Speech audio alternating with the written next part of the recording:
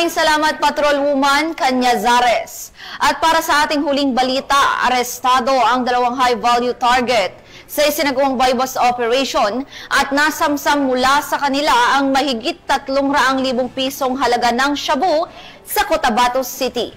Alamin ang report mula kay Patrolwoman Maria Senyora Agbuya. Arestado ang 2 high-value individuals sa ikinasang drug bypass operation na mga operatiba ng Philippine Drug Enforcement Group Special Operations Unit 15 BAR, katuwang ang Cotabato City Police Station 1 sa bahagi ng Masagana Street, Barangay Poblacion 2, Cotabato City, nito lamang Hulyo taong kasalukuyan.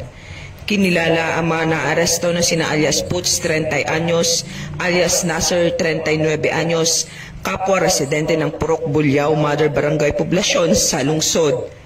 Nasamsam mula sa mga naarestong sospek ang 3 pakete ng heat-sealed transparent plastic sachet na naglalaman ng hinihinalang shabu na tinatayang may kabuwang bigat na 50 gramo at halagang 340,000 bypass money na ginamit sa operasyon. Ayon sa mga otoridad, matagal nang minamanmanan ang mga suspect dahil sa umano'y mga aktibidad ng pagbebenta ng iligal na drogas sa kanilang lugar.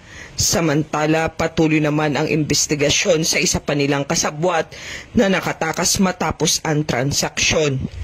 Ang mga naarestong suspect ay nasa kustodiya na ng Cotabato City Police Station 1 at nahaharap sa kasong paglabag sa Republic Act 9165 o ang Comprehensive Dangerous Drugs Act of 2002.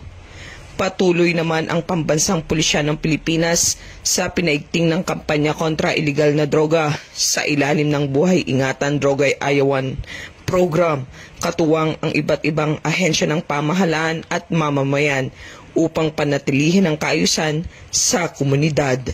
Mula rito sa rehiyon ng Bangsamoro, ako ang inyong Police News Network Correspondent, Patrolwoman Maria Senyora Agbuya, alagad ng batas, tagataguyod ng Balitang Pulis.